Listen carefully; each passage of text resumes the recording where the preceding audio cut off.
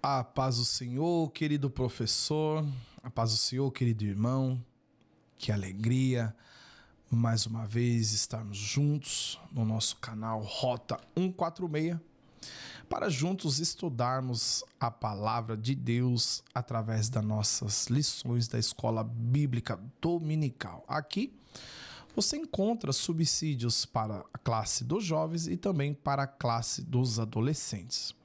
Eu sou o professor Derek e estarei com vocês conduzindo este momento. Queridos, antes de nós entrarmos na nossa lição, vamos orar? Pai, eu quero te pedir que o Senhor abençoe, Senhor, a todos quantos estão conectados, ouvindo, meu Deus, esse estudo, essa palavra, através das lições da nossa escola bíblica. Abençoa o professor que estará ministrando esta aula no domingo. Abençoa a minha vida, papai. É o que eu te peço, já te agradecendo em nome de Jesus. Amém.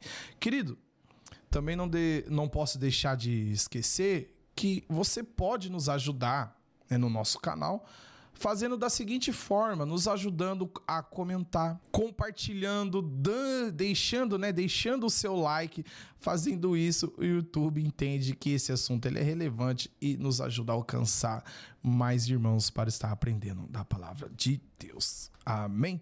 Dito isso, queridos irmãos, nós estaremos estudando a nossa lição da classe dos jovens, lição de número 3, que vai ser lecionada no dia 19 de abril de 2026. Mas antes de nós entrarmos na nossa lição, gostaria de contar um pequeno relato de um artigo que eu estava lendo sobre as culturas do Ártico, mais especificamente ali na Groenlândia. E lá existe uma tradição muito antiga, que eu vi nesse artigo, que os pais, quando eles ficam mais velhos ou doentes, os filhos, eles levam para o meio do gelo e abandonam eles para morrerem lá de frio. Para eles, para essa cultura, isso é um ato de coragem e também de preservação do grupo, Um artigo bastante interessante que eu estava vendo.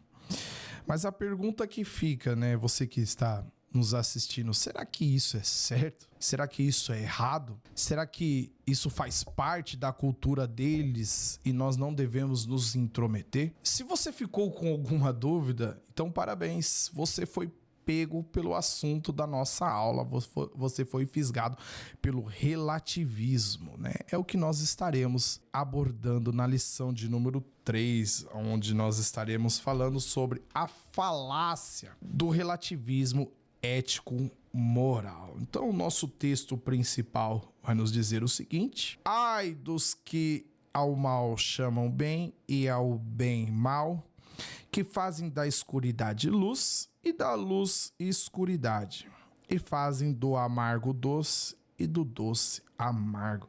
Veja que em Isaías 5:20 nós vemos aqui o profeta, ele já levantando ali, denunciando as pessoas que estavam relativizando. Então nós estaremos vendo isso na nossa lição. O resumo da lição vai dizer o seguinte: a fé cristã afirma que Deus é a fonte da moralidade e que seus princípios revelados nas escrituras são universais, imutáveis e essenciais para uma vida justa, Nós vemos aqui então na nossa lição que nós temos alguns objetivos que eu quero falar com os irmãos. Primeiro, no tópico, nós iremos conceituar o conceito e a natureza do relativismo. Isso nós vamos trabalhar no primeiro tópico. Nós vamos ver o que é o relativismo, uma praga. Nós estaremos vendo isso no nosso primeiro tópico.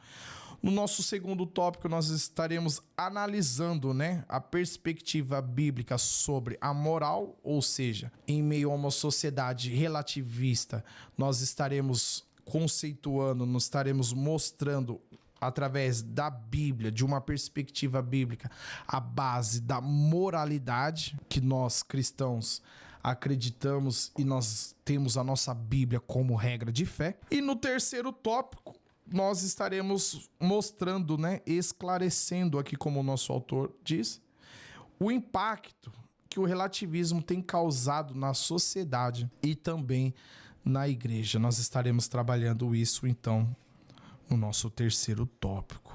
São aqui os objetivos para serem alcançados na nossa lição. O nosso texto bíblico, ele se encontra no livro de Isaías 5, capítulo 5, do versículo 20 ao 23, e também Romanos 1, Romanos capítulo 1, do versículo 21 ao 25. Não vou estar lendo para que esse vídeo não fica tão longo, mas a nossa introdução, ela nos diz algo interessante, vai dizer o seguinte: o relativismo ético-moral defende a ideia de que não existem verdades morais absolutas. Então nós já vemos aqui na nossa introdução que o autor ele já vai dar uma pincelada sobre o que é o relativismo. Então o relativismo ético-moral defende a ideia de que não existem verdades morais absolutas e que o que é certo ou errado varia de acordo com a cultura, o período histórico ou opinião pessoal. Por isso que eu contei aquela história no início da nossa aula, só para deixar claro, essa história ela não é verídica, tá bom? Fiz isso para que você pudesse entender o que é o relativismo. Tal pensamento, então, afirma que cada um tem o direito de decidir o que é moralmente válido com base em seus próprios critérios subjetivos. Essa perspectiva ganha força especialmente em sociedades influenciadas pela pós-modernidade, onde o conceito de verdade objetiva é frequentemente rejeitado em favor da experiência pessoal e da pluralidade de visões e opiniões. Nesta lição, então, nós examinaremos que o relativismo moral é uma falácia enganosa e como ele afeta a fé e a sociedade, ao rejeitar a existência de uma moral objetiva e transcendente. Então, nós veremos isso. Esse pensamento desorienta o ser humano, conduzindo à autonomia destrutiva e à perda do senso de justiça verdadeira. Em contraste, a fé cristã oferece um alicerce firme baseado na verdade de Deus que transcende culturas e épocas, convidando-nos a viver com fidelidade. Querido, dito isso, então nós entramos no nosso primeiro tópico, onde nós iremos trabalhar sobre o conceito e a natureza do relativismo moral. Nosso primeiro subtópico vai nos dizer o seguinte: no relativismo, a ética se torna uma questão de preferência pessoal ou da vontade da maioria. Então, o relativismo moral, conceituando aqui, é a ideia de que não existe uma verdade absoluta. Ele ensina que o certo e o errado dependem apenas do ponto de vista, do contexto ou da cultura de cada um. Não é isso? Eu percebo que isso gera o que chamamos aqui de subjetividade ética, ou seja, na prática, a moral vira uma escolha pessoal como se fosse um gosto, né? Um gosto pessoal como para gosto de comida, sorvete, enfim, né? Diversas coisas, né? E se a moral, então, ela é subjetiva, então eu não posso mais dizer que o mal é mal, porque, no fim das contas, tudo vira uma opinião. Então, o relativismo, ele trabalha com a ideia de que não existe uma verdade absoluta. Porém, de contrapartida, a fé cristã, ela apresenta, assim, que existe uma verdade absoluta, que é a palavra de Deus, que é Jesus. Ele mesmo diz que ele é o caminho, a verdade e a vida. Então nós temos sim uma verdade absoluta a qual nós seguimos, que se chama Jesus. Então, para o relativista, né, para o pensamento relativista, essa ideia de que não existe uma verdade absoluta vai gerar na pessoa que o certo depende do ponto de vista. Porque aquilo que é errado para mim pode não ser errado para você. Aquilo que é certo para você pode não ser certo para mim. Esse é um pensamento relativista. Por exemplo, vamos falar a respeito do casamento. Nós sabemos que na sociedade que nós vivemos hoje, esse tema ele está muito defraudado, mas nós, como cristãos, nós defendemos que o casamento ele é constituído por um homem e por uma mulher. Nós defendemos que o casamento ele é indissolúvel. Nós defendemos que o casamento ele é para sempre. até que a morte os separe. Essa é uma verdade absoluta. Porém, para o pensamento relativista, essa verdade, ela não é absoluta. Depende do ponto de vista, depende do gosto, depende da cultura. Porque se você trazer essa ideia do casamento, conforme eu exemplifiquei, se você trazer para os dias atuais, alguém vai questionar: como assim o casamento tem que ser apenas constituído por um homem e por uma mulher? Por que não pode ser um homem com homem, uma mulher com mulher? Como assim o casamento tem que ser até que a morte os separe? Por que eu não posso trocar de mulher? Por que eu não posso trocar de marido? Eu estou me sentindo infeliz. Por quê? Então o relativismo, ele traz essa ideia de que não existe o mal, não existe o errado, não existe o pecado. Depende do ponto de vista, depende da sociedade, depende da cultura. Lembra da história que eu trouxe? É a cultura daquela cidade, daquele país. Nós não devemos nos intrometer, eles são assim. Porém, a Bíblia, a palavra de Deus, ela transcende culturas, conforme nós lemos aqui. Ela transcende culturas e épocas, convidando-nos a viver com fidelidade, amor e santidade. Amém? Então o relativismo, ele vai trazer sempre essa ideia que não existe uma verdade absoluta, depende do ponto de vista, depende da sociedade que você está inserida, principalmente sociedade pós-moderna, depende também da cultura inserida. Tal cultura pode ter mais de uma mulher, tal cultura pode fazer tal coisa, mas nós que somos servos de Deus, nós não nos baseamos na cultura, nós nos baseamos na palavra de Deus, que é uma verdade absoluta. Então, nós vivemos, como o autor diz aqui, nós vivemos numa sociedade líquida, ou seja, os valores não têm mais forma fixa, eles se derretem e mudam conforme a conveniência da época. Ou seja, o que era considerado pecado há alguns anos, hoje o mundo tenta nos convencer de que é apenas um estilo de vida. Essa influência, essa é a influência do pós-modernismo, que nasceu ali por volta, que eu anotei, 1989, com a queda do Muro de Berlim, e se espalhou com essa mentira de que cada um tem a sua própria verdade. E sobre isso o autor, ele vai trabalhar bastante, né? Se você não tem, adquira o livro de apoio. O autor, ele vai trabalhar bastante sobre os conceitos e a natureza do relativismo moral, e ele vai trazer aqui como algumas ideias, né, contribuições filosóficas, como George Will Friedrich Engel, né, ele vai trazer sobre a ideia de que esse homem tem e que ele apresenta sobre a ideia de antíteses, sínteses e tese, né? Ele vai trazer essa ideia de que não existe uma verdade absoluta. Então, né, adquira o seu livro de apoio, você vai poder se aprofundar mais. Mas para nós não deixar esse conteúdo muito extenso, nós seguimos então para o nosso tópico 2, onde vai falar sobre a perspectiva bíblica sobre a moral. Então, Deus como fonte da moralidade. Então, para nós cristãos, nós temos uma base.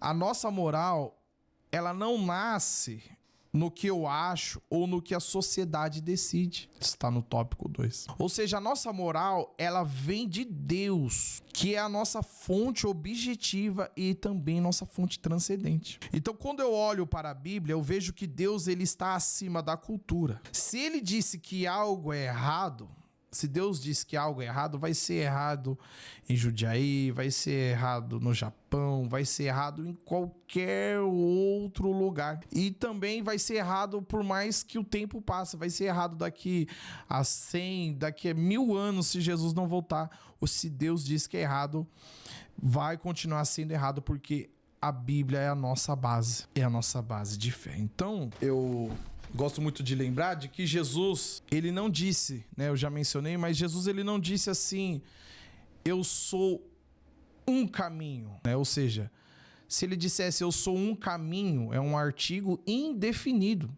Ou seja, Jesus é apenas um dos caminhos. Mas ele não disse assim, ele disse eu sou o caminho, um artigo definido. Eu sou a verdade, né? Então é um artigo definido. É o que Jesus disse, ou seja, não existem outras opções, não existem outras verdades, não existem outros pontos de vista. Existe apenas a verdade, que é Jesus, um artigo definido. Então não existe na palavra de Deus, é muito importante nós trazermos isso para os nossos jovens, na palavra de Deus não existe nada relativo. Embora nós vamos ver que alguns pensamentos relativistas têm entrado, né, na igreja, nós vamos trabalhar isso mais específico no nosso terceiro tópico, pensamentos relativistas, né? Mas na palavra de Deus não existe nada relativo. Não existe nada relativo. A palavra de Deus, ela é a verdade absoluta. Então, dito isso, o autor ele vai mencionar que nós temos um problema, que é a nossa natureza humana, que é a nossa natureza caída. E aqui ele vai dizer que o mundo, ele vai dizer o seguinte: para nós seguirmos o nosso coração, para nós seguirmos a nossa vontade. Mas nós temos a nossa natureza caída, e o autor vai dizer que em Jeremias 17:9 diz que o nosso coração ele é enganoso. Ele é enganoso. Então o relativismo, ele é o combustível perfeito para os nossos desejos egoístas. Ele é o combustível perfeito para os nossos desejos egoístas. Então, se nós entrarmos nessa ideia, olha, isso não é pecado, depende do ponto de vista. Se nós entrarmos na ideia do relativismo, tivermos um pensamento relativista, isso é um combustível perfeito para os nossos desejos egoístas. Porque nós temos a nossa natureza caída, nós somos pecadores, o nosso coração é enganoso. Então, se partir de nós as verdades, se nós acharmos o que é certo, o que é errado, a partir da nossa perspectiva, a partir dos nossos gostos, que é um pensamento relativista, esse é o combustível para viver uma vida de pecado, para viver uma vida longe de Deus, esse é o combustível para viver uma vida afastada do nosso Senhor. Então, esse pensamento, ele é uma praga que tem se instaurado na sociedade e aos poucos tem se infiltrado na igreja. E nós, como crentes, como líderes, como professores de escola bíblica dominical, devemos combater esse pensamento relativista, e nós vamos trabalhar isso mais no tópico 3. Mas nós vemos aqui na nossa lição, no subtópico 3 do tópico 2, vai falar que nós fomos chamados a viver uma vida em santidade. Então, o chamado à santidade exige que sejamos absolutos. O chamado à santidade exige que nós sejamos absolutos em um mundo relativo. A santidade é manter o padrão de Deus mesmo quando todo mundo ao redor está mudando de opinião. Então nós somos convidados, o crente ele é convidado, inculca isso na cabeça dos jovens, né? Principalmente aqueles que estão nas faculdades, onde esse pensamento ele é mais disseminado, ele é mais pregado, né? Então nós devemos inculcar na cabeça dos nossos jovens que nós temos um chamado à santidade, e santidade é manter o padrão de Deus mesmo quando o mundo ao nosso redor está mudando de opinião, mesmo quando as pessoas estão nos chamando, né, de antiquado, mesmo quando as pessoas estão nos chamando de intolerantes, porque quando nós defendemos a verdade, que é a palavra de Deus, quando nós defendemos aquilo que é absoluto, nós somos taxados de intolerantes. Nós somos taxados de pessoas que são intolerantes, pessoas religiosas, né? Pessoas maldosas. Nós somos taxados disso porque nós defendemos uma verdade que é absoluta. Então, cuidado com os pensamentos relativistas. Então, diga para o seu jovem que se manter em santidade é viver em um mundo onde que está cheio de opiniões contrárias, mas você mantém a santidade, você mantém obedecendo a Deus, você mantém um padrão absoluto.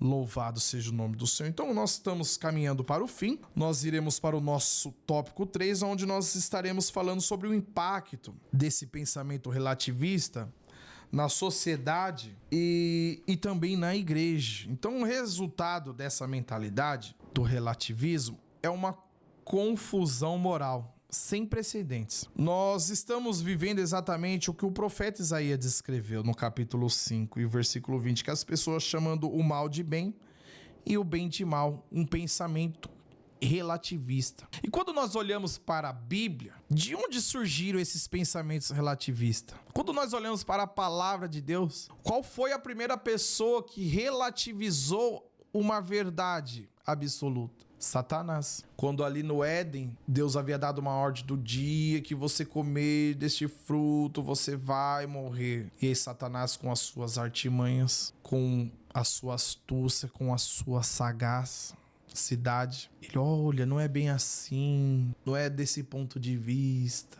não é desta maneira, não é assim que eu enxergo as coisas, né? Esses pensamentos têm entrado na nossa igreja.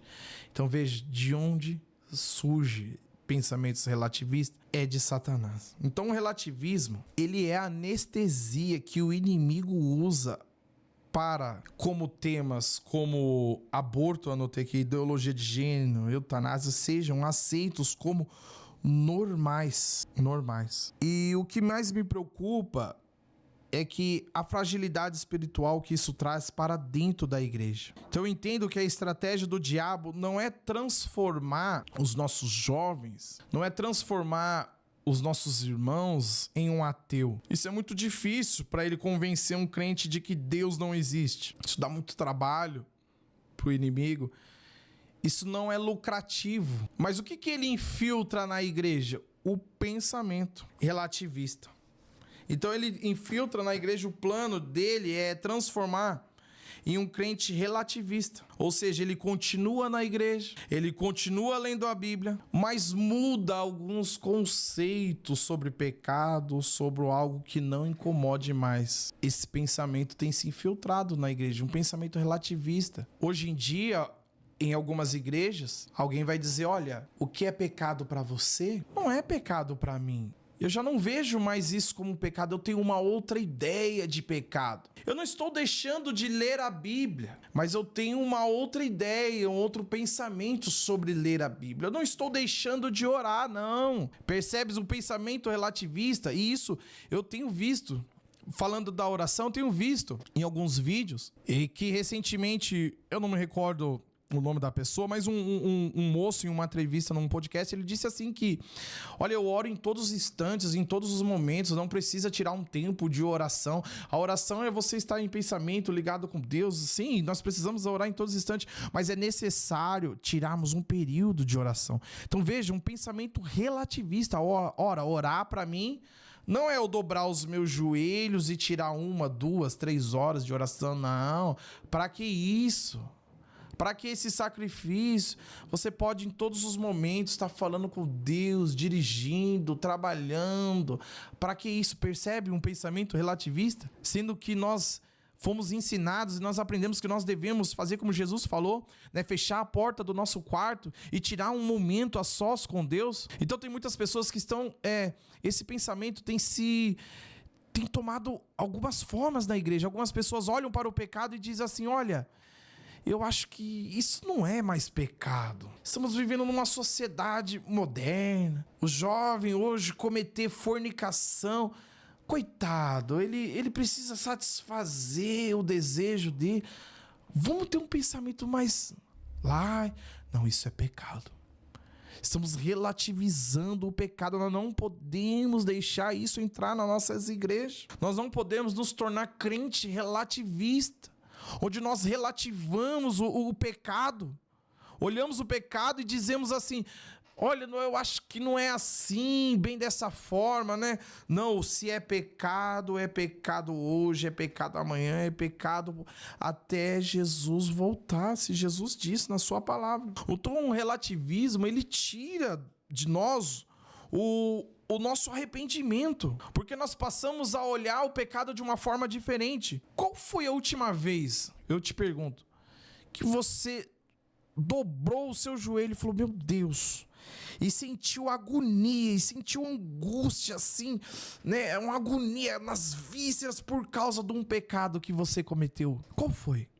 que você dobrou o seu joelho e chorou ali. Meu Deus do céu. Qual foi? Nós estamos relativizando. Eu pequei.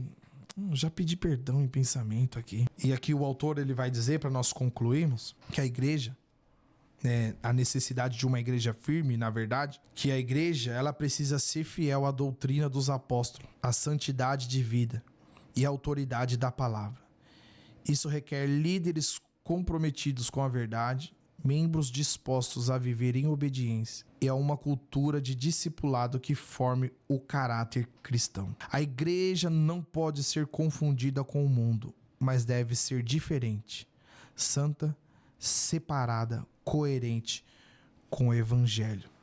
Então nossa missão é levar todos os nossos pensamentos relativistas, a nossa missão como coluna e firmeza da verdade é levar o cativo todo o pensamento à obediência de Cristo, destruindo essas fortalezas mentais que se levantam contra o conhecimento de Deus, que é um pensamento relativista. Então, nossa missão é combater, é ser fiel à doutrina dos apóstolos, é viver uma vida em santidade e, principalmente, não relativizar o pecado, principalmente, e aí nós podemos observar nossa leitura bíblica em classe, não chamar, conforme Isaías diz aqui 5:20, ai dos que chamam, ai dos que ao mal chamam bem, e ao bem mal. Então, veja um pensamento relativista.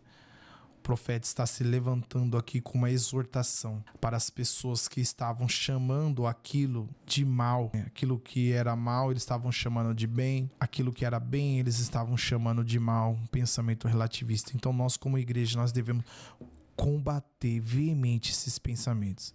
Então o inimigo, ele tem sim se levantado, tentado infiltrar esses pensamentos na igreja. Cada um tem uma interpretação bíblica. Você vê, eu entendo assim esse texto, eu entendo dessa forma, é dessa maneira que eu vejo. E assim começa a construir uma igreja relativista, cada um pensa de um jeito, cada um vê de uma maneira, mas nós não devemos negociar as verdades absolutas do evangelho. Então, que nós possamos, como cristãos, como os líderes, como os professores da escola bíblica dominical, ensinar os nossos jovens a combater e estar atentos para os pensamentos relativistas, tanto na sociedade como aqueles que estão se inserindo, se infiltrando dentro da igreja. Amém, querido professor? Espero que você possa ter sido abençoado com este estudo, espero que você possa ter aprendido com este estudo, espero que o Espírito Santo possa falar mais ao seu coração e que no domingo você possa ser um instrumento de Deus para orientar os seus jovens. Amém?